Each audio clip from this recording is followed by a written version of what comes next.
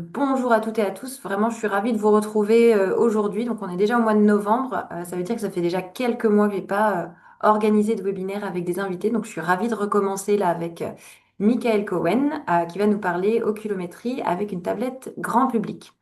Alors, rapidement, pour ceux qui ne me connaissent pas, et vous allez voir, ça va être très très court, je suis Muriel Moindreau, je suis neuroscientifique spécialisée en oculométrie et moi aujourd'hui, mon objectif et ma mission, c'est vraiment accompagner les orthoptistes à faire de l'oculométrie une force dans leur pratique clinique. Ça passe par des accompagnements, mais ça passe aussi par des événements gratuits que j'organise comme aujourd'hui cette rencontre avec des cliniciens en fait spécialisés qui vous parlent eux d'oculométrie et pratique clinique. Et donc sans plus tarder, je vous présente donc mon invité du jour, Michael Cohen, qui est neurologue au CHU de Nice avec une surspécialisation dans le domaine des maladies inflammatoires du système nerveux central et en neuro-ophtalmologie. Donc Michael, tu as également suivi un DU de médecine connectée et tu développes des applications mobiles depuis maintenant 10 ans à peu près. Et là, donc Neuracure, dont tu vas nous parler aujourd'hui, a démarré il y a à peu près 8 ans. Et donc, tu vas nous parler de cette aventure Neuracure avec notamment des projets de recherche clinique, de l'utilisation de cette tablette à la fois dans le sport et puis aussi pour les orthoptistes. Donc, je te laisse maintenant la parole. Merci beaucoup Muriel et merci beaucoup donc de cette possibilité de présenter un petit peu l'histoire de Neuracure. Alors effectivement, Neuracure, c'est quelque chose de relativement récent entre guillemets parce que voilà, on s'est lancé dans le projet de mettre à disposition cette application et ce logiciel pour tous les professionnels de santé qui peuvent en avoir besoin. Mais c'est un projet qui a démarré maintenant il y a près de 8 ans par finalement une curiosité un petit peu intellectuelle et ma deuxième passion à côté de mon travail qui est le développement informatique. Et donc voilà, je vais vous montrer un petit peu comment on a avancé depuis le départ, depuis les premières étapes vers la validation scientifique et puis vers l'usage qu'on peut en faire aujourd'hui dans la vie de tous les jours parce que c'est sûr que quand on dit qu'on va faire de l'oculométrie avec un iPad, eh ben, on peut être un petit peu sceptique quand on voit le matériel que l'on peut avoir dans certains dispositifs dédiés. Donc voilà, je suis là pour vous montrer un petit peu tout ce que j'ai pu faire depuis ces années de recherche. Donc n'hésitez pas à me poser bien sûr vos questions. Pour vous dire le point de départ, pourquoi ce projet de développement d'applications mobiles médicales? Parce que quand on regarde finalement notre manière d'examiner les patients aujourd'hui, ça n'a pas vraiment évolué hein, par rapport à nos ancêtres, entre guillemets, qui nous ont légué une sémiologie extrêmement riche en neurologie, hein. On dit toujours qu'on fait des très beaux examens cliniques, qu'on fait des très beaux diagnostics, mais finalement, on n'a pas du tout amélioré, on n'a pas du tout avancé dans nos techniques d'examen. Et même si on peut penser que l'examen clinique, c'est quelque chose de très subtil et de très précis en neurologie, eh ben, en fait, c'est quand même quelque chose de hautement subjectif. On observe les patients à l'œil nu, c'est relativement peu précis. Et surtout, aujourd'hui, on sait que beaucoup de maladies neurologiques chroniques, en particulier neurodégénératives, démarrent des années avant qu'on soit capable de le détecter par notre examen. C'est pour ça, entre autres, qu'on vous parle beaucoup d'oculométrie, parce qu'on vous dit que l'analyse fine des mouvements oculaires, ça peut être une porte d'entrée au diagnostic précoce de certaines maladies, on va le revoir. Et puis, dans ce genre de situation, le temps compte, parce que plus on peut détecter précocement une maladie, plus on peut intervenir précocement avec des mesures préventives. Et à l'inverse, quand on a une prise en charge qui est retardée, il y a parfois des conséquences qui peuvent être irréversibles dans certaines maladies qui sont accessibles à des traitements comme la sclérose en plaques notamment. Et donc, il y a un besoin d'outils et d'outils potentiellement simples et accessibles que tout le monde puisse utiliser pour être plus efficace dans notre détection.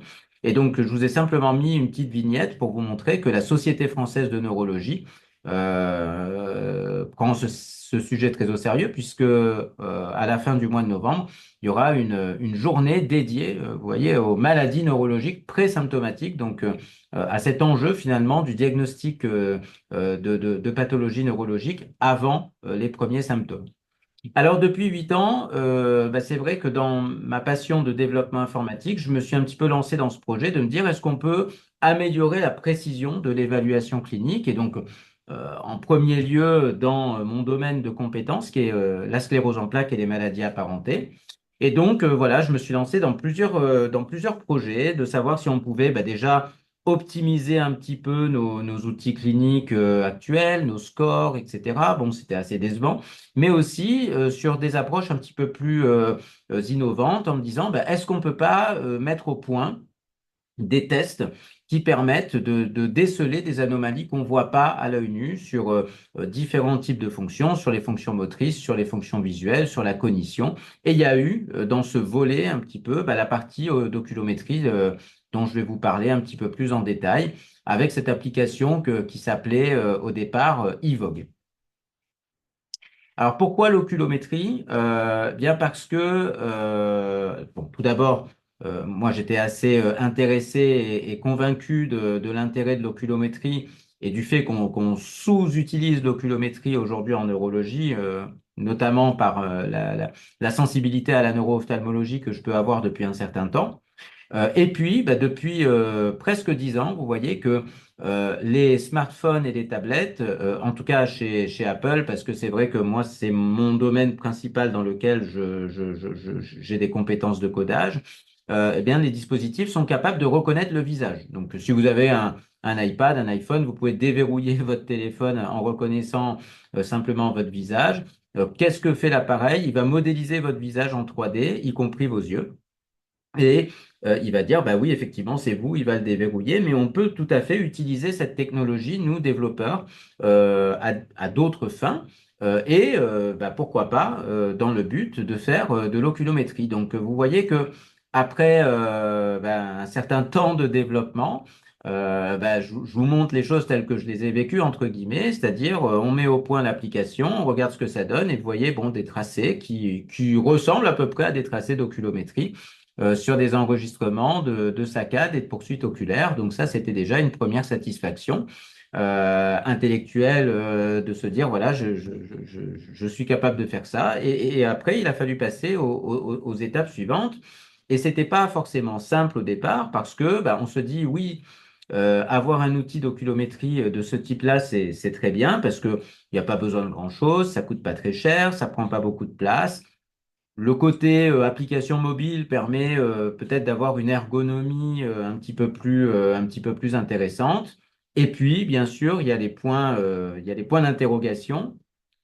Qu'est-ce que l'on peut dire d'un examen comme ça avec une fréquence d'échantillonnage qui est quand même pas celle que vous avez l'habitude de voir avec vos dispositifs d'oculométrie? Il n'y a qu'une seule caméra qui va filmer deux yeux. Et puis, c'est un examen de vraie vie. Pour moi, quand je développe ce type d'outil, c'est pour pouvoir l'utiliser dans ma pratique quotidienne. Et donc, voilà, on va pas le faire dans les mêmes conditions. On va pas utiliser une mentonnière. On va standardiser un certain nombre de choses, la position de la tablette, la distance à l'écran, mais on va pas répliquer non plus à 100% un protocole d'examen d'oculométrie. Alors, la première étape que l'on a voulu faire, eh bien, c'était de regarder un petit peu ce que valait cet outil en le comparant tout simplement au gold standard. Alors, moi, je travaille à Nice. Au CHU de Nice, on n'a pas d'appareil d'oculométrie. On ne fait pas d'oculométrie. L'équipe avec laquelle on travaille depuis longtemps et qui est l'équipe géographiquement la plus proche pour pouvoir mener ce type d'études, c'était l'équipe du CHPG de Monaco. Donc, je crois que vous connaissez Kevin Paulet qui a déjà été orateur d'un webinaire avec Muriel. Et donc, l'équipe du CHPG eh bien, a accepté de mener cette étude avec moi pour justement bah, étudier la performance de ce dispositif. Alors, comment on a procédé? On a pris 30 patients atteints de sclérose en plaques.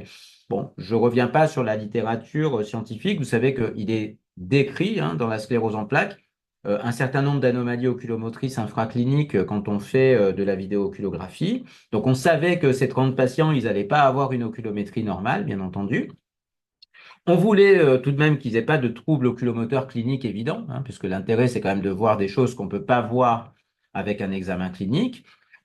Et on leur a fait passer les deux examens le même jour. Donc, certains faisaient en premier IVOG et puis ensuite la VOG classique, d'autres faisaient l'inverse. Et puis on a interprété les examens chacun de notre côté, entre guillemets. Donc, c'est-à-dire que moi j'ai fait mes interprétations d'oculométrie avec l'iPad. L'équipe du CHPG faisait son interprétation, et puis on a mis en commun les tableurs, on a croisé, on a regardé ce que ça donnait.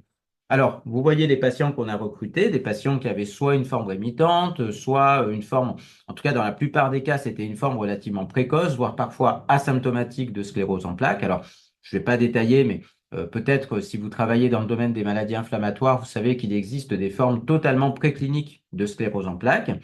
Des patients qui étaient traités, bien sûr, pour la plupart, qui avaient un handicap physique faible. Hein. Donc, le handicap physique, le score de handicap, c'est le score EDSS. Vous voyez que la moyenne, elle se situe aux alentours de 2. 2, ça veut dire qu'on mène une vie normale et que tout au plus, on a des symptômes mineurs dans la vie de tous les jours qui n'ont pas de gros retentissements dans les activités professionnelles ou dans les activités de loisirs. Alors, qu'est-ce qu'on a fait? Ben, on a tout d'abord regardé bêtement combien d'anomalies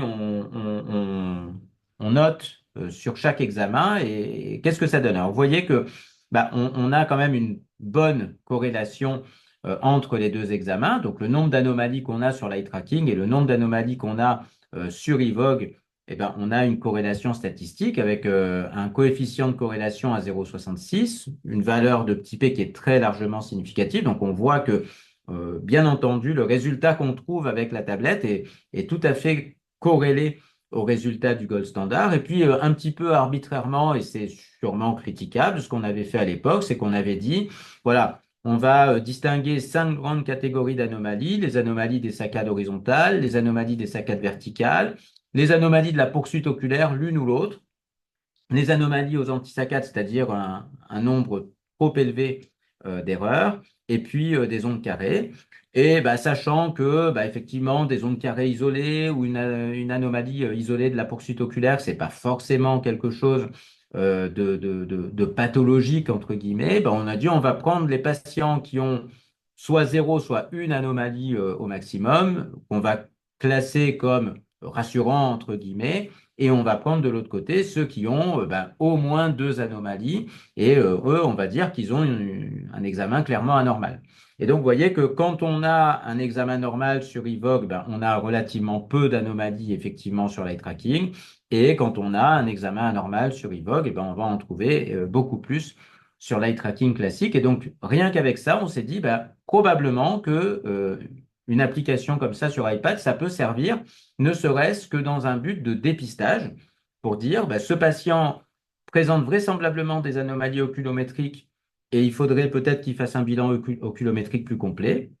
Ou à l'inverse, bah, pour ce patient, on est plutôt rassuré. On n'a pas forcément besoin de l'adresser en urgence pour un bilan plus complexe, si jamais on se posait la question.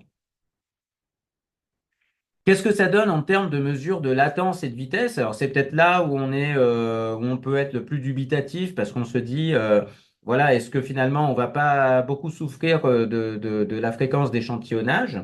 Alors, ce que je vous ai mis en rouge, c'est la courbe parfaite entre guillemets. Donc, si on avait exactement la même mesure sur l'un et sur l'autre, attention parce que le schéma de droite, comme l'échelle n'est pas linéaire, eh ben c'est pas, ça fait pas une diagonale parfaite, hein, comme vous voyez. Et donc, vous avez les patients et vous avez donc les saccades horizontales, verticales, bien sûr, qui sont représentées ici, les vitesses de la même manière. Donc, qu'est-ce que vous voyez? Ben, vous voyez que les latences sont globalement, dans la plupart des cas, un petit peu surestimées avec IVOG, mais pour autant, on a une corrélation statistique qui est tout à fait conservée avec un coefficient de corrélation à 0,57. Donc, on mesure pas, on va pas avoir exactement la même valeur brute, mais on peut quand même se faire une idée et dire si la latence est normale ou anormale. Et puis, pour la vitesse, bah, c'est un petit peu plus hétérogène. Mais là encore, vous voyez que on garde une corrélation statistique avec un coefficient de corrélation à 0,45 et une valeur de petit p qui est très, très, très significative. Alors, si on regarde un petit peu plus en détail, finalement, qu'est-ce qu'on détecte comme anomalie? Est-ce qu'on détecte bien les mêmes anomalies? Parce que je peux dire que je trouve 3 anomalies et l'équipe du CHPG va dire moi j'en ai 3 aussi, mais on n'aura peut-être pas les mêmes. Donc, est-ce qu'on trouve bien la même chose? Alors, tout d'abord, je vous ai mis des illustrations pour vous montrer. Alors, les illustrations représentent le même patient sur Evoque d'un côté, donc à gauche, sur l'iBrain à droite. Et donc, vous avez un patient où je vous montre un exemple de détection d'ondes carrées, un patient où je vous montre des saccades hypermétriques, et puis à l'inverse, des saccades hypométriques un petit peu en marge d'escalier. Donc, vous voyez que l'aspect reste extrêmement fidèle, entre guillemets, et on trouve des choses donc tout à fait cohérentes pour la plupart des patients. Quand on regarde les différentes anomalies, bien entendu, on va considérer que le gold standard, c'est l'iBrain. Eh ben, on a des chiffres de sensibilité, spécificité qui restent relativement satisfaisants, notamment la spécificité, c'est-à-dire qu'on a très peu de faux positifs. Il y a eu très peu de cas où Evoque disait ça, c'est pas normal, et en fait, l'eye tracking disait non, non, il y a aucun problème. Et finalement, vous voyez que le paradigme sur lequel la sensibilité était la moins bonne, c'était les antisaccades.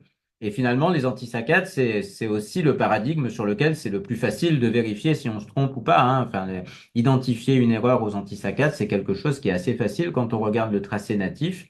Et donc, bah, peut-être que effectivement, il y avait des petites fluctuations de performance quand on faisait faire l'examen 2 fois d'affilée, mais finalement, voilà, c'était peut-être là le paradigme où les résultats étaient le moins bons.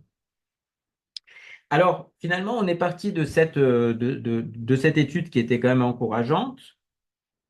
Et en parallèle, je ne vais pas vous le détailler, mais bah, d'autres études avec d'autres outils, comme je vous ai dit, d'évaluation neurologique un petit peu plus globale, de fonctions comme la motricité fine, mais aussi comme la vision bas contraste, comme voilà, des fonctions cognitives. Donc finalement, on est arrivé à développer eh bien, un examen neurologique de précision, c'est-à-dire un outil dans lequel on peut évaluer différentes fonctions neurologiques. On va faire un peu du multidimensionnel et on va dire, bah, est-ce que mon patient, il est déficitaire sur tel et tel et tel domaine?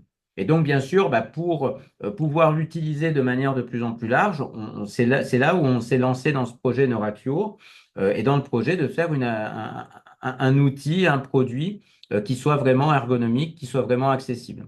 Alors aujourd'hui, vous voyez que on peut faire de l'oculométrie, mais on peut faire aussi donc pas mal de choses. C'est un petit peu comme des briques hein, qui se sont additionnées au fil du temps.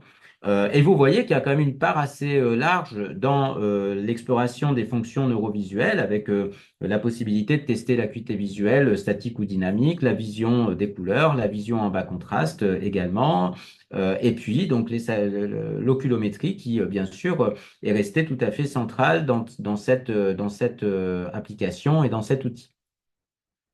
Bon, je passe sur les tests peut-être qui vous intéressent moins, mais vous voyez qu'il y a des tests neurovisuels, d'acuité ou de temps de réaction moteur à des stimuli visuels. Et donc, on a aussi beaucoup travaillé sur l'analyse, hein. Donc, vous voyez qu'on on est toujours capable de faire donc des enregistrements de paradigmes classiques, mais comme vous le voyez, en fait, hein, on a beaucoup travaillé sur la facilité d'analyse du résultat de l'examen avec une analyse vraiment saccade par saccade, un algorithme qui peut pré-identifier des anomalies pour dire attention, là, il y a peut-être quelque chose qui se passe et qui n'est pas tout à fait normal. Alors pourquoi je vous montre tout ça? C'est pour vous dire que bah, aujourd'hui, un des points forts de cet outil, même s'il n'a peut-être pas exactement le même niveau de précision qu'un dispositif médical dédié, eh ben, c'est qu'on peut l'utiliser extrêmement facilement. Et pour vous donner un chiffre, bah aujourd'hui, on a réussi en quelques années à collecter plus de 1 000 examens vidéoculographiques et la plupart ont été faits par des personnes qui ne sont pas des experts en oculométrie. Voilà. Donc là, vous voyez des exemples de tracés anormaux. Vous voyez donc des exemples, par exemple, sur les antisaccades où on peut très facilement identifier lorsqu'il y a des erreurs, est-ce qu'il y a une correction et au bout de combien de temps. Voilà, donc ça c'est simplement pour vous montrer les chiffres. Et maintenant, ce que je vais faire, c'est que je vais vous montrer également bah, ce que ça nous apporte en vraie vie aujourd'hui dans différents domaines. Ça, c'est pour vous dire aussi qu'on a travaillé bien sûr avec des orthoptistes, alors notamment Faustine Lepoivre sur Monaco et puis Elsa Nussé-Morin en région toulousaine. Et puis, vous allez voir qu'on s'est aussi beaucoup développé dans le domaine de la médecine du sport, puisque je sais que la médecine du sport, c'est quelque chose qui vous intéresse pour certains et certaines d'entre vous. Donc, on va d'ailleurs revoir un petit peu tout ça au niveau de l'utilisation dans l'évaluation des commotions cérébrales. Alors, je vais commencer par vous montrer un petit peu l'expérience que l'on a aujourd'hui dans les maladies inflammatoires neurologiques, donc dans la sclérose en plaques et les maladies apparentées. Et donc aujourd'hui, donc ça c'est un papier qu'on vient de soumettre. On a déjà communiqué dessus lors de congrès internationaux cette année et l'année dernière, mais on vient de soumettre le papier. Donc aujourd'hui, on a quand même une très belle cohorte puisqu'on a plus de 560 personnes qui ont pu être testées, notamment en oculométrie, avec des patients atteints de sclérose en plaques, des patients atteints de sclérose en plaques asymptomatiques, donc des gens en fait qui ont la maladie qui a été découverte un peu par hasard sur une IRM, mais qui ne se sont jamais plaints de quoi que ce soit et qui ont un examen neurologique normal, et puis des sujets contrôle, bien entendu, pour pouvoir comparer et avoir une cohorte de référence. Donc voilà un petit peu ce que l'on est capable de faire. Alors, qu'est-ce qu'on observe sur l'eye tracking? Chez nos sujets contrôle, on voit des choses tout à fait cohérentes avec l'étude IVOC. Alors, attention, parce que dans la première étude que je vous ai montrée, on avait regroupé la poursuite oculaire dans un seul libellé. On avait dit anomalie de la poursuite, horizontale ou verticale. Là, maintenant, on fait vraiment un compte d'anomalies où la poursuite oculaire horizontale est distincte de la poursuite oculaire verticale. Donc, vous voyez que les contrôles, pour la plupart, hein, ils ont moins de deux anomalies oculomotrices, deux anomalies pouvant être les deux poursuites oculaires ou une poursuite oculaire et des ondes carrées, par exemple. Mais vous voyez qu'il y a moins de, il y a allez, 15% des patients qui ont un examen oculométrique, entre guillemets, un petit peu plus suspect, avec plus d'anomalies. Alors, par exemple, ça peut être tout simple, hein, ça peut être quelqu'un qui va aussi échouer, par exemple, à l'épreuve des antisaccades, une personne qui a peut-être un trouble attentionnel, par exemple, hein, parce que dans ce qu'on considère comme sujet témoin, ce sont souvent les sujets de notre entourage familial, professionnel. On sait que ces personnes n'ont pas de pathologie neurologique chronique, mais voilà, il peut très bien y avoir des petites choses. En tout cas, vous voyez que c'est cohérent. La plupart des sujets contrôle ont des examens oculométriques tout à fait rassurants. Quand on regarde ce qui se passe dans la sclérose en plaques, qu'il s'agisse d'une forme vraiment déclarée ou d'une forme asymptomatique, vous voyez on a quasiment la même répartition. Et vous voyez, bien entendu, qu'on a un net décalage vers la droite, c'est-à-dire que la plupart des sujets vont avoir des oculométries qui ne sont pas normales, plus de la moitié, avec vous voyez, hein, des profils le plus souvent à trois anomalies, voire plus, quatre, et puis un petit peu plus rarement, cinq ou six anomalies. En tout cas, bien entendu, quand on compare d'un point de vue statistique, on voit que la différence observée est tout à fait significative. Si on regarde un petit peu plus dans le détail, on va retrouver toutes les anomalies de manière un petit peu plus fréquente chez nos patients que chez des sujets contrôle, à l'exception de la poursuite, et notamment de la poursuite verticale, où là, on voit pas de différence statistique entre les différents groupes. Et ce qui est intéressant, ce que je vous ai mis en gras, finalement, ce sont les anomalies des saccades, horizontales ou verticales, en particulier les anomalies de gain, donc les hypométries, les hypermétries. Ça, c'est quelque chose qu'on voit quand même très peu chez les sujets sains. Et donc, c'est important pour nous aujourd'hui parce que dans notre stratification, dans notre stratégie de détection, c'est vraiment un élément considéré comme majeur pour dire si l'examen oculométrique se rapproche d'une personne saine ou d'une personne malade. Ce que l'on a regardé également, je vous ai parlé tout à l'heure des antisaccades et de la latence de correction, c'était pas pour rien, c'était simplement pour vous montrer hein, ce genre de choses que l'on peut observer, c'est-à-dire la différence de latence de correction dans les antisaccades, dans les erreurs aux antisaccades, entre des sujets sains et des sujets malades. Donc vous avez un sujet sain à gauche, un patient qui a une sclérose en plaques tout à fait, alors je ne vais pas dire bénigne, mais en tout cas avec un niveau de handicap visible qui est très faible.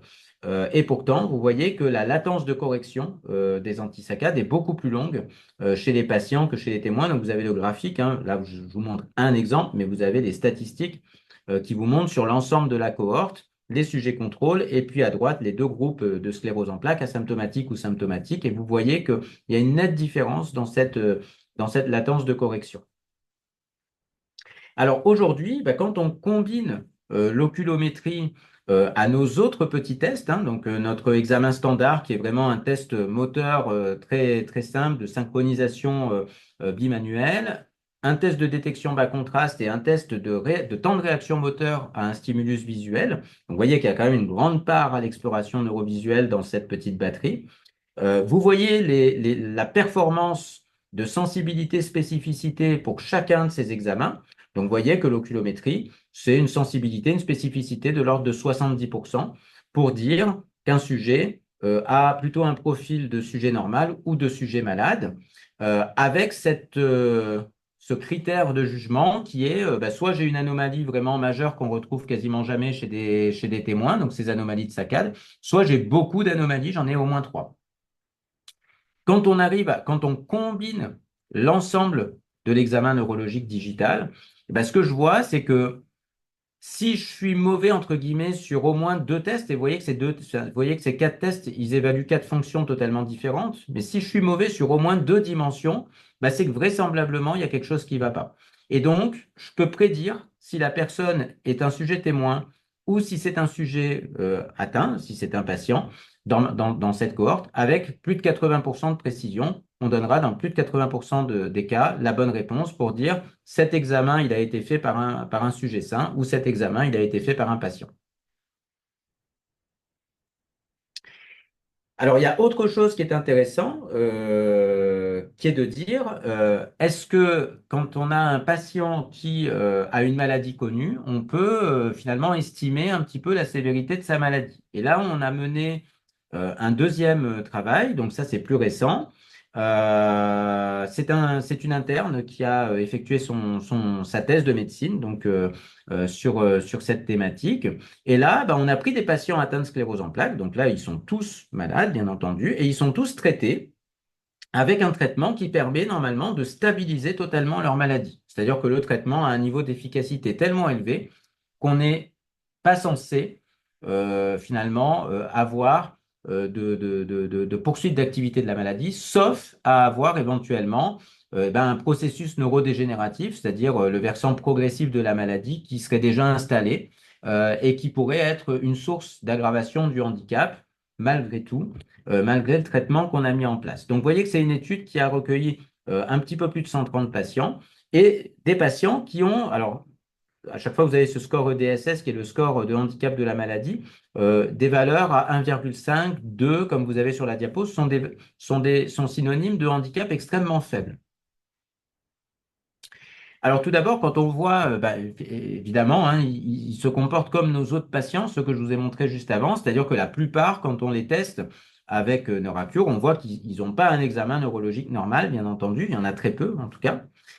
Et pour la vidéooculographie en particulier, ça reste très, très, très cohérent avec ce que je vous ai montré tout à l'heure. Il y a 60% des patients qu'on classe comme anormaux sur la vidéooculographie, toujours en utilisant ce fameux critère de une anomalie majeure ou trois anomalies.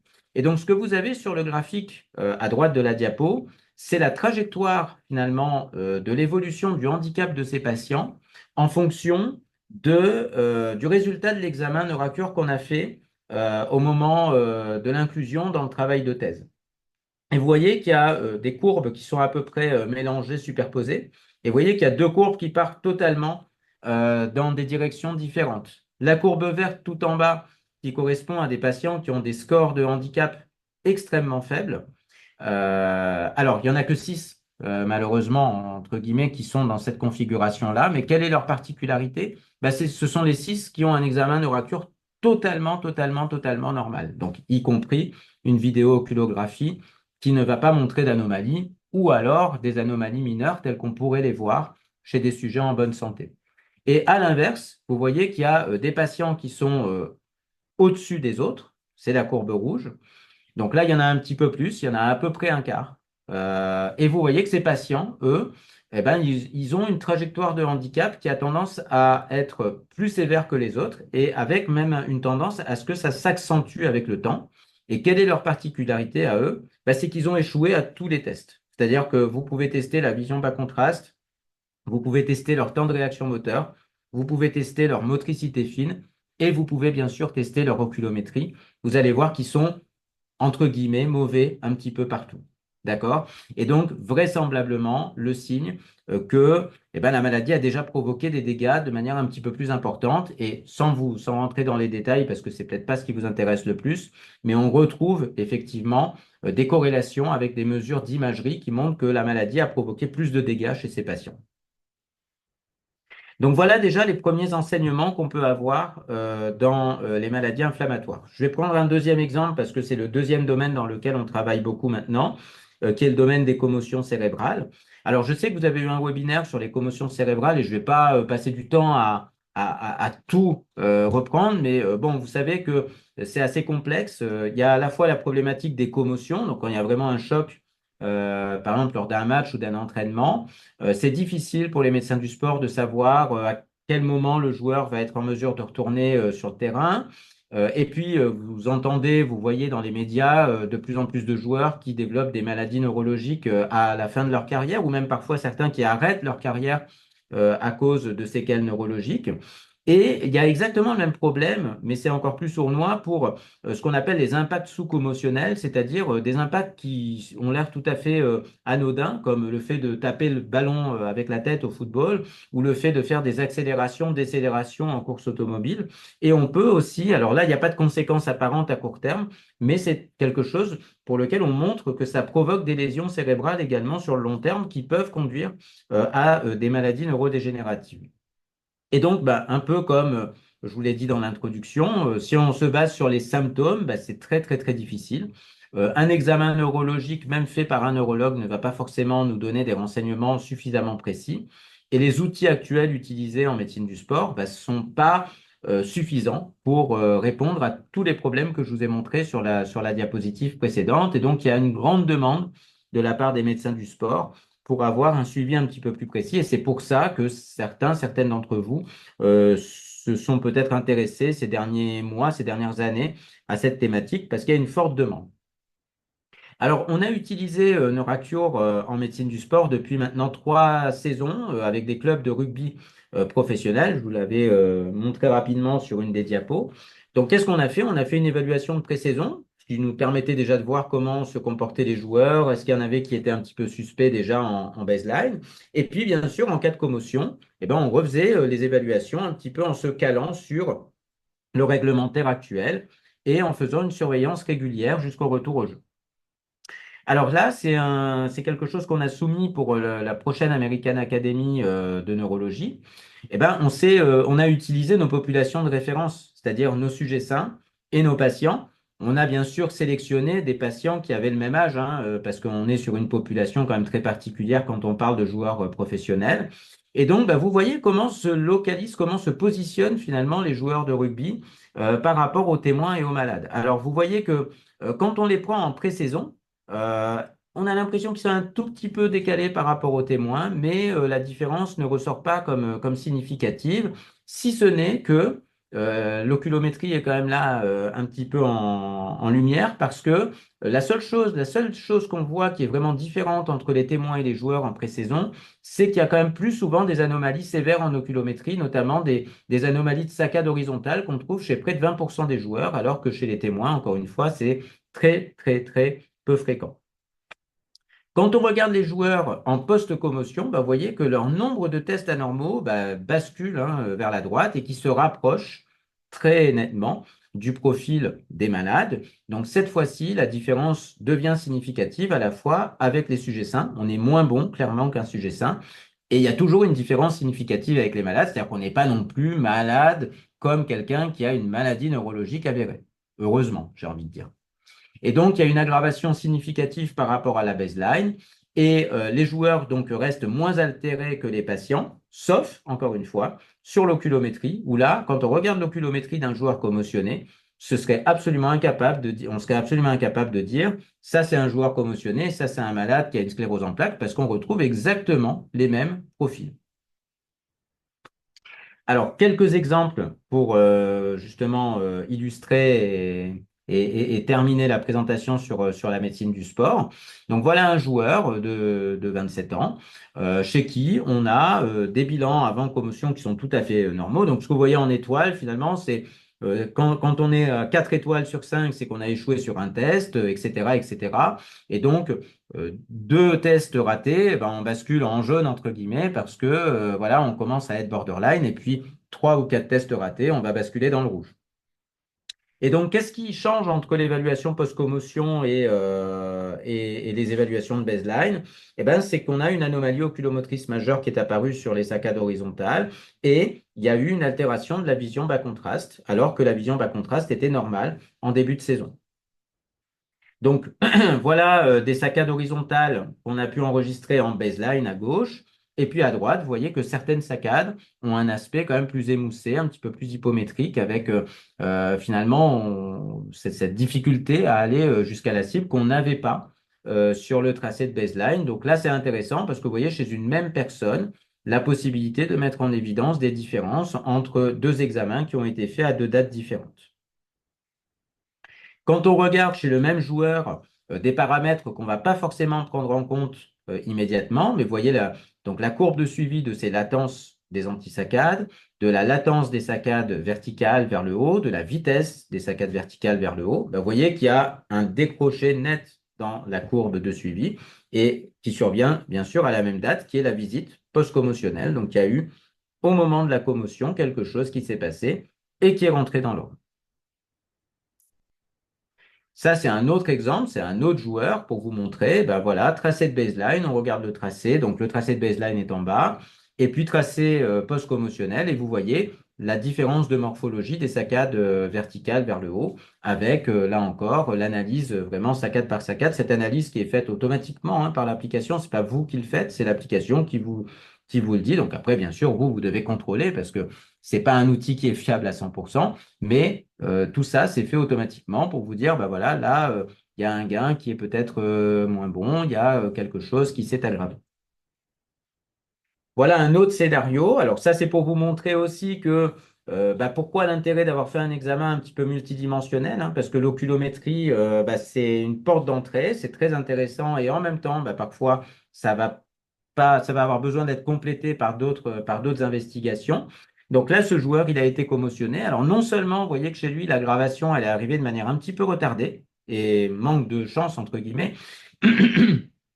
L'aggravation, elle est arrivée au moment où on lui a donné le feu vert pour retourner jouer parce que lui, il se sentait bien. Et puis, vous voyez chez lui que finalement, pourquoi ça va moins bien? Bah, ça va moins bien parce que lui, c'est la motricité fine qui a été altérée et la vision pas contraste, mais son oculométrie, elle s'est pas vraiment modifiée et elle n'a pas montré de choses particulièrement alarmantes au cours du suivi. Voilà, scénario 3 où là, vous voyez un joueur avec vraisemblablement un syndrome post-commotionnel prolongé, puisque tous les tests qui vont être faits pendant plus de 2 mois, donc entre début janvier et fin février, eh bien, sur tous les tests, on va voir que il va pas revenir dans sa valeur normale. Donc, voilà un autre profil. Et bien sûr, dans ces cas-là, parfois, le joueur, il vous dit tout va bien, hein. Il vous dit tout va bien. C'est ça qui est piégeux pour les médecins du sport. Voilà, par exemple, chez lui, pour vous montrer ses antisaccades en baseline et puis ses antisaccades au cours du suivi. Et il va mettre beaucoup de temps, finalement, à revenir dans sa performance normale. Et donc, d'ailleurs, vous voyez, c'est rigolo, parce qu'en faisant la présentation, je me suis aperçu que c'était toujours du même côté, d'ailleurs, qu'il y avait des erreurs sur ses antisaccades à partir du moment où il avait eu sa commotion. Voilà, dernier exemple, non, avant-dernier exemple, ça c'est vraiment quelque chose qu'on a fait cette année en expérimental. On était présent sur le Grand Prix de Monaco en bord de piste. Et donc là, ben, on n'avait pas beaucoup de temps, mais on a fait des enregistrements oculométriques très rapides quand les pilotes avaient des accidents suffisamment importants pour nécessiter une évaluation commotion. Je vous montre deux pilotes. Un qui avait, ben, en fait, vous voyez, même si on n'avait pas de baseline, des saccades horizontales quand même relativement altérées, et notamment quand on regarde les latences, vous voyez qu'il y a des saccades où la latence dépasse 500 millisecondes. Et puis un autre pilote qui lui avait des saccades verticales ici vers le haut, avec un gain très clairement altéré, encore une fois. Vous voyez ces saccades en marge d'escalier. Donc, vous voyez que ça, c'est de l'évaluation immédiate, hein. C'est pas 3 jours après, c'est 10 minutes après, on va dire. On n'a pas de baseline pour juger, hein, mais on peut quand même se douter que vraisemblablement, l'examen n'aurait pas eu les mêmes caractéristiques si on l'avait fait avant l'accident. Et puis, dernier exemple d'un joueur qui, lui, bah, n'a pas eu de commotion, hein, formellement identifiée, mais vous voyez qu'à chaque fois qu'on le teste, il est vraiment pas bon. Hein, d'accord? Je vous ai mis un exemple de tracé de poursuite pour vous montrer que même si ben voilà, vous avez sûrement aussi beaucoup d'expérience là, dans ce domaine, mais même si on voit parfois chez des sujets sains des poursuites oculaires un petit peu altérées, on voit quand même rarement, enfin moi dans ma base, j'ai pas souvent des tracés de poursuite qui ressemblent à ça, notamment pour la poursuite verticale qui est finalement totalement saccadée. Et puis chez lui, bah, tous les tests sont anormaux et très largement anormaux, entre guillemets. Et donc ça, c'est vraiment un exemple de joueur, par exemple, qui a été adressé à un neurologue pour un bilan complet. Vous entendez parfois des joueurs chez qui les médecins indiquent un arrêt de la carrière parce qu'il y a eu des conséquences neurologiques qui pourraient être enfin, qui sont trop importantes. Bah voilà, c'est typiquement le type de joueur où on se dit, bon, bah lui, il faut vraiment qu'il aille faire un bilan complet, spécialisé, pour pouvoir être expertisé de manière plus précise et suivie. Voilà, donc je vous ai montré un petit peu les différentes étapes qui nous ont amené aujourd'hui à avoir un outil qui est valide scientifiquement, alors qu'on aurait pu se poser des questions au départ, moi le premier, qui permet de faire une évaluation neurologique multidimensionnelle, mais avec une part quand même très large aux fonctions neurovisuelles, et qui, avec les collaborations avec les orthoptistes qu'on a pu avoir, bah, finalement, c'est aussi enrichi sur le plan neurovisuel par rapport à ça, hein. Donc les tests d'acuité visuelle, par exemple, qui ont été ajoutés, ce sont des choses qui ont vraiment été faites suite à nos interactions avec les orthoptistes, avec l'avantage finalement de la rapidité, de la mobilité, du fait que ça soit probablement plus simple à appréhender. Et donc, avec les données scientifiques que je vous ai montrées, pour information, on est en cours de demande de certification en tant que dispositif médical de classe 1. Voilà. Ça, c'est pour vous montrer bah, le matériel dont on a besoin. Un iPad, un support et quelques minutes. Voilà, donc je suis là pour répondre à vos questions si ça vous intéresse. Et puis, je vous laisse également bah, les coordonnées, notre adresse mail si vous voulez nous contacter. Merci beaucoup, Michael, pour cette présentation très claire et en même temps qui montre vraiment bien le cheminement du besoin à la fois en neurologie et puis dans la médecine du sport. Ce que j'aime bien, c'est que effectivement, donc ce dont tu parles, c'est que tu dis c'est vraiment un outil. Enfin, en tout cas, moi, c'est comme ça aussi que je le vois. C'est un outil de dépistage qui va permettre de mettre en évidence des anomalies. Et alors, c'est vrai que moi, bah, mon versant, c'est beaucoup l'oculométrie, mais il y a aussi les autres anomalies avec les autres tests intégrés. Euh, ce que j'ai envie de rappeler quand même aux personnes présentes, c'est que seul, enfin, en tout cas, et dis-moi si tu es d'accord quand même, ça va pas être un outil qui va faire le diagnostic tout seul. C'est-à-dire qu'il Bien va te montrer entendu. ce qui dysfonctionne et après, à partir de là, comme tu disais pour l'oculométrie, tu as besoin vraiment de compléter avec le reste des informations cliniques. Parce que sinon, tu vois, comme tu disais que en oculométrie, par exemple, les joueurs commotionnés ont un profil qui ressemble quasiment à des joueurs, enfin, à des patients avec une sclérose en plaques. Si tu regardes pas l'historique du patient, tu dis, bah, en fait, mon joueur commotionné, il a une sclérose en plaques. Et en fait, c'est incohérent. Donc, ça montre vraiment l'intérêt du dysfonctionnement. C'est vrai que moi, je suis donc très oculométrie, mais j'ai beaucoup aimé que tu dises, effectivement, l'oculométrie, ça marche, enfin, il faut pas le garder tout seul, ça a besoin d'être complété avec le reste. Donc, vraiment, merci pour cette intervention. Moi, j'ai une question en attendant que les autres questions arrivent. Le joueur 3, est-ce qu'il est revenu à ces joueurs de baseline, là, celui que tu montrais, ou après, je sais plus, déjà 2 mois post-commotion, là, le joueur de 28 ans? Ouais. Bah oui, parce que si tu regardes, la baseline qui a été faite la saison d'après était revenue normale. Alors, moi, pour être totalement honnête et transparent, je n'ai pas toutes les informations cliniques. Donc, quand tu vois des petites étiquettes baseline, HIA3, baseline, c'est ce que les clubs ont tagué. Alors, j'ai un doute soit sur le fait que ce joueur ait eu un syndrome post-commotionnel prolongé, soit sur le fait qu'il ait eu un syndrome du second impact, c'est-à-dire il est revenu jouer, mais Oui. il a très rapidement eu une deuxième commotion qui a obligé finalement à une nouvelle absence. Ok.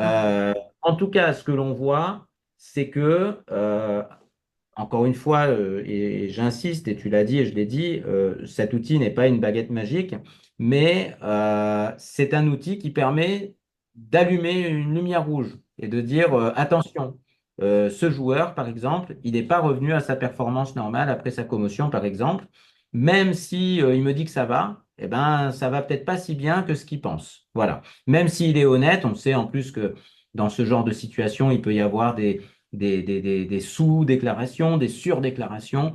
Mais dans tous les cas, quand bien même on rapporte les choses honnêtement, ben en fait, on se dit non, il va peut-être pas si bien que ce qu'il pense. Et donc, ça peut être pour lui, je vais peut-être pas le laisser retourner sur le terrain tout de suite. Alors, même si dans le sport, il y a des enjeux non médicaux qui entrent en ligne de compte, mais ça, c'est pas tellement notre problème, j'ai envie de dire. Mm. Mais voilà, ça peut être ça. Ça peut être de dire, bah, ce joueur, il faut l'envoyer chez le neurologue parce que, voilà, j'ai pas pu tout montrer, mais il y a beaucoup de joueurs, enfin, pas beaucoup.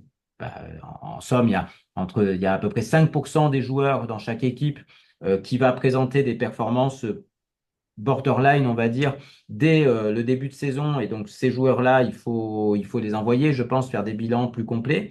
Et tout à fait, donc c'est l'outil en lui-même, c'est juste un outil qui va permettre d'allumer une lumière. Dans le cadre de l'oculométrie, d'avoir quand même une idée des principales anomalies, parce que voilà, j'ai essayé de montrer que on est quand même, on a un niveau de précision qui est quand même satisfaisant par rapport à un dispositif standard pour dire il y a tel ou tel type d'anomalie, mais c'est surtout et aussi, comme tu l'as dit, un outil qui va allumer un signal d'alarme et qui va dire attention, là il y a un problème. Voilà. Ok. Et juste pour revenir aussi, là, tu sais, tu parlais donc de faire des enregistrements de saccades verticales, notamment, je pensais aux pilotes de course, là où on voit qu'il y en a un, il a ses saccades verticales vers le haut qui sont très hypométriques.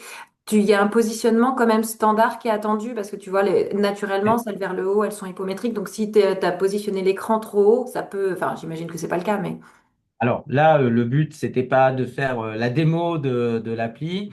Ce qui est standardisé, c'est la position de la tablette. Donc là, il y a un système dans l'application qui permet de faire en sorte que la tablette soit toujours positionnée de la même manière. Et la position de la personne face à l'écran est standardisée, c'est-à-dire qu'il y a un petit module avant de commencer le paradigme qui va permettre de centrer la personne face à la caméra et qui va permettre de standardiser la distance à l'écran et de faire en sorte que la mire soit au niveau du regard quand tu démarres ton paradigme. Donc après, il est évident que quand on n'a pas de mentonnière, bah, parfois on peut bouger. D'ailleurs, tu vois sur la diapo que l'appli enregistre les mouvements de rotation de la tête, par exemple, pour dire, voilà, sur telle saccade, la tête a bougé de moins de 2 degrés. Voilà. Si jamais il y avait une rotation de tête importante, il y aurait un petit warning qui dirait, attention, cette saccade, elle est peut-être pas très interprétable. Mais oui, bien sûr, tout est standardisé, mais dans la limite d'un examen de vraie vie qui n'est pas, qui ne sont pas les mêmes conditions qu'un examen que tu pratiques, je suppose, avec la mentonnière, etc. ok. Et écoute, pour l'instant, je vois pas de questions dans le chat, donc ça veut dire que tu as été très très clair, donc merci pour ça. Moi, ça, je me pose aussi la question, là, vous avez regardé les latences de correction des antisaccades, et c'est vrai que c'est un paramètre que moi, j'ai encore jamais regardé. Ça, tu sais si c'est un marqueur un petit peu attentionnel, enfin, quel type de marqueur c'est? Ah, et puis j'ai Cécile après qui voudra poser une question. Super. Alors, écoute, pour être honnête, moi, j'avais pas tellement, c'était pas quelque chose qu'on avait regardé au départ, mais il y avait eu une réunion l'année dernière à laquelle avait assisté le professeur Guémard Ouais. et qui avait parlé de ça justement. Et je m'étais dit, je trouve que c'est intéressant. Bah, effectivement, je pense qu'à partir du moment, alors tu peux avoir un déficit attentionnel qui va faire que tu vas pas effectuer la bonne consigne, mais finalement, combien de temps tu vas avoir besoin pour effectuer le process cognitif de dire je me suis trompé, je vais aller corriger ma bêtise. Mm. Ouais, ça- Et, et effectivement, quand on a regardé, alors ça c'est quelque chose qu'on peut tout à fait implémenter en post-processing, c'est-à-dire on reprend le signal, on réanalyse le signal, on regarde. Et donc, je me suis intéressé à ça. Et effectivement, quand on regarde les sujets sains et les malades, on voit qu'il y a des profils qui sont quand même très différents. Ouais, Et en même temps que tu parlais, je me posais la question, ça pourrait presque être un marqueur quelque part de flexibilité. Enfin, c'est une question. Bon. On verra. À la fois de flexibilité et peut-être dans une pathologie, par exemple comme la CEP, un reflet de la vitesse de traitement de l'information. Finalement, c'est une information, combien de temps je mets pour l'intégrer et pour aller corriger. Ouais. Et merci. Cécile, tu as une question? Je crois que tu as levé la main. Tu peux activer ton micro si tu veux. Vas-y. Oui, vous m'entendez ou pas? Pas très fort. Oui, Oui, je suis désolée, je suis dans un environnement qui peut être un peu bruyant. J'ai posé la question dans le chat, en fait. Du coup, j'ai levé la main pour Ah, y a aucun- savoir, au niveau des âges, j'ai demandé s'il y avait une limite d'âge et même une limite d'âge chez l'enfant. J'imagine que ça n'a pas été testé, mais ça pourrait être intéressant. Donc, à la fois chez le sujet jeune et chez la personne âgée. Je pense surtout au sujet jeune avec autisme. À partir du moment où il bouge pas forcément trop la tête, oui. ça pourrait être intéressant parce qu'on ne touche pas le patient. Merci. Alors, bah, merci pour votre question. Alors, la limite d'âge basse, moi, mon expérience personnelle, les plus jeunes que j'ai pu tester, c'était des adolescents, on va dire, qui avaient 15 ans, 15-16 ans. Ça, c'était dans le cadre de travaux qu'on avait fait dans les commotions chez des jeunes footballeurs en formation. Après, plus jeune, bah, écoutez, moi personnellement, je n'en ai pas l'expérience. Ce que je peux vous dire, c'est que certaines personnes avec qui je travaille, en particulier Elsa Nucet-Morin et Faustine Lepoivre, qui étaient également très intéressées par cette possibilité d'utiliser l'outil chez les enfants, ont dû le tester chez quelques enfants, mais j'ai pas les données pour vous le montrer. Mais d'ailleurs, c'était à la demande d'Elsa que j'ai implémenté l'échelle d'acuité visuelle pédiatrique, donc l'échelle de Léa.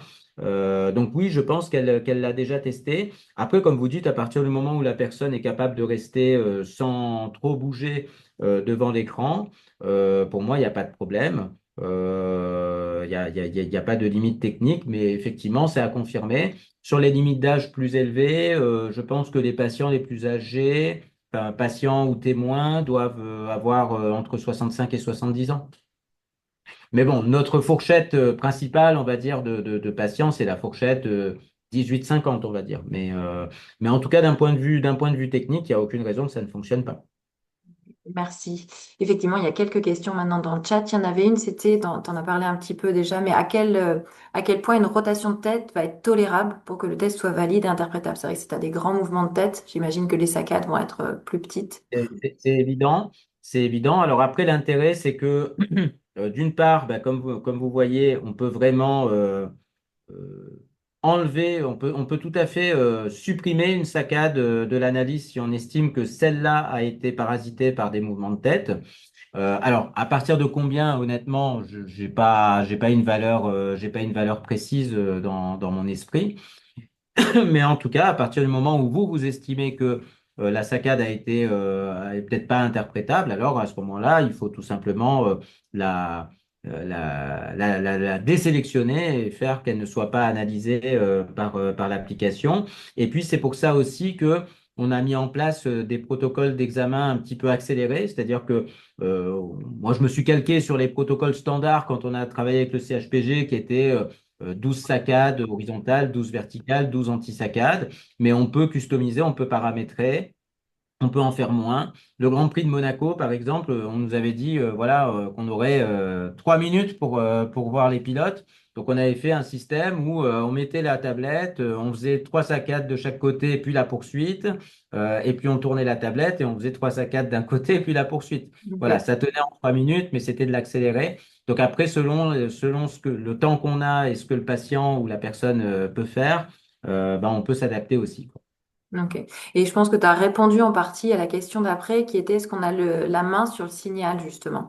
Donc j'imagine de pouvoir sélectionner, désélectionner des saccades. Je ne sais pas s'il y a d'autres Oui, choses. c'est-à-dire que, alors, il y a deux façons, tout dépend de l'objectif dans lequel on utilise l'application. Si je suis vraiment un novice, entre guillemets, en oculométrie et que je fais un examen standard, pas seulement à visée oculométrique, mais à visée neurologique globale, c'est l'application qui va avoir la main, entre guillemets, par défaut. Si elle estime que les saccades, par exemple, sont bien, elle va les garder. Si elle estime qu'elles sont pas bien, elle va proposer à la personne de faire ce qu'elle veut.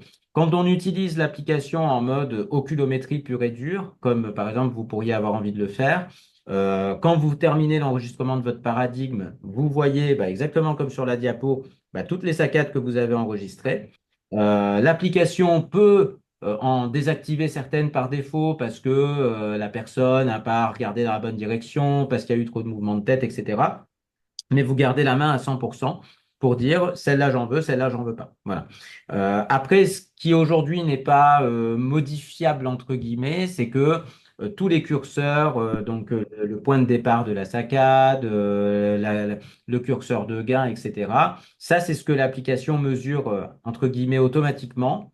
Et après, à vous de dire, je trouve que c'est bien ou c'est pas parfait. Vous voyez que là, il y a des exemples où ça colle, ça marche vraiment bien. Il y a des exemples où on peut dire, moi, je l'aurais pas mis là, le curseur. Mais voilà, l'idée, c'est d'avoir un outil aussi rapide. C'est-à-dire qu'entre le moment où vous allez placer votre patient et le moment où vous allez avoir des résultats interprétables, il va pas s'écouler 20 ou 25 minutes, vous allez le faire très vite. Voilà. Et j'ai une dernière question là, et je pense que ça intéresse pas mal de monde, c'est est-ce qu'il y a des normes en fait, et notamment de baseline pour permettre de prouver que le patient a été victime d'une commotion? Alors, question un peu. Ah, en fait, dans la plupart des cas que l'on a eu, oui, bien entendu, puisque si on reprend rapidement, bah, les joueurs, ils ont été testés effectivement en pré-saison, ou si c'était pas exactement à la pré-saison, parce que le club s'est équipé un petit peu après le début, c'était à distance de toute commotion identifiée. Et puis, ils ont été retestés en HIA3. Alors, pour vous donner une idée, quand on a regardé les examens de pré-saison, eh bien, alors pour les patients commotionnés, hein, donc pour les 30 qui étaient commotionnés, finalement, c'était des patients qui allaient tous plutôt bien avant leur commotion. Donc, ils avaient pour plus de 80% d'entre eux un examen qui était comme un témoin et 15% étaient un peu borderline, on va dire, sur leur évaluation de départ, mais il y en avait aucun qui était, entre guillemets, très mauvais comme les quelques dossiers que je vous ai montrés. Et en post-commotion, bah, il y en avait plus de 40%, enfin, il y avait même, oui, il y avait plus de 40% des joueurs qui avaient un examen clairement anormal et dont environ 7% qui avaient une altération sévère de leur examen sur le HIA3. Donc, oui, oui, bien sûr, on peut tout à fait mesurer l'évolution entre la baseline et le tracé post-commotionnel. Et je pense que Je peux intervenir? oui, C'était moi oui, qui posais la question. ouais. Merci. Parce qu'en fait, oui, c'est juste, j'ai une patiente qui a subi une commotion et en fait qui va pas bien. Donc votre outil évidemment m'intéresse. Sauf que les médecins experts sont en doute de savoir si son état est lié à la commotion ou si ce serait pas un burn-out ou voilà. Et ma Alors, question, ce serait ça, c'est est-ce que on n'a pas des normes un petit peu de baseline qui permettraient de dire, bah là, effectivement, on est à peu près sûr qu'il y a eu une commotion, quoi. Alors, non, ce que vous pouvez dire, c'est, voilà, vous faites un examen, alors vous faites l'eye tracking, parce que voilà, vous êtes orthoptiste et que c'est votre spécialité, ou vous faites un bilan neurovisuel, vous pouvez peut-être y ajouter de l'acuité, des bas contrastes, ou alors vous faites un test neurologique un peu multidimensionnel. Vous pouvez dire si la personne, elle a un examen qui se rapproche d'un sujet sain ou pas.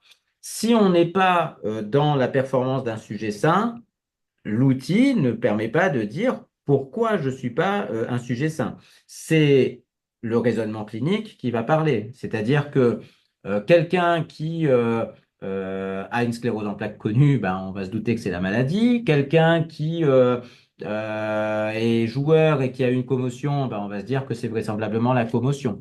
Après, il faut bien sûr être attentif aux facteurs confondants. Est-ce que la personne prend des médicaments, des toxiques qui peuvent altérer les performances? Mais est-ce que, et encore faut-il que cette prise médicamenteuse ou cette prise de toxique, elle soit intervenue entre les deux examens. Donc après, il y a tout un raisonnement clinique, mais aujourd'hui, et d'ailleurs, ce que disait Muriel, c'est que un joueur commotionné ressemble beaucoup à un patient atteint de sclérose en plaques. L'outil n'est pas un outil de diagnostic.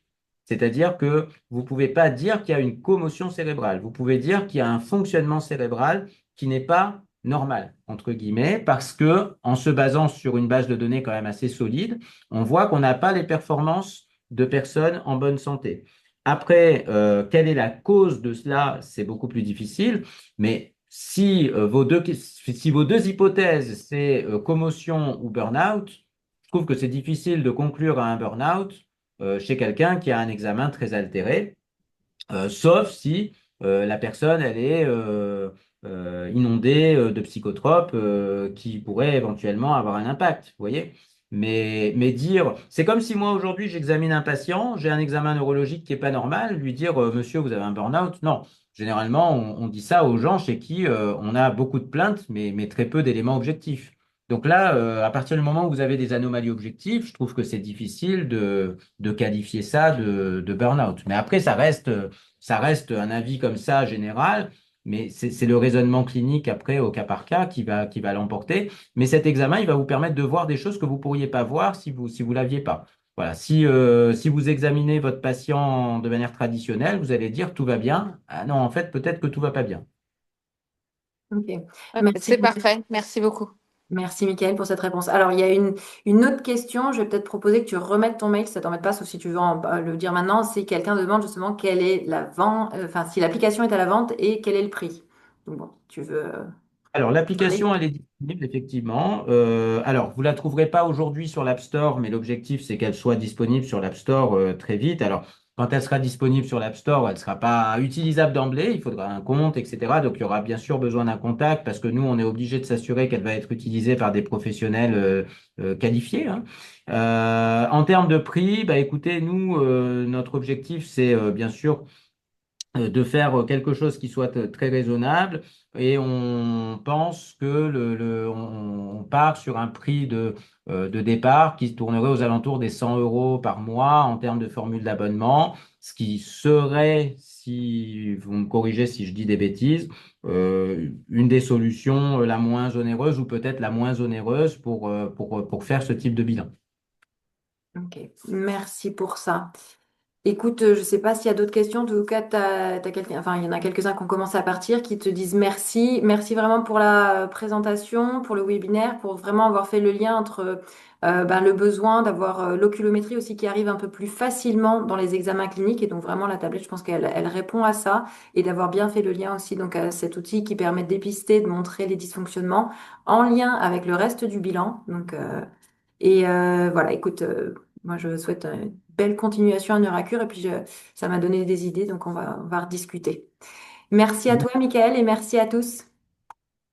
Au revoir. Au revoir.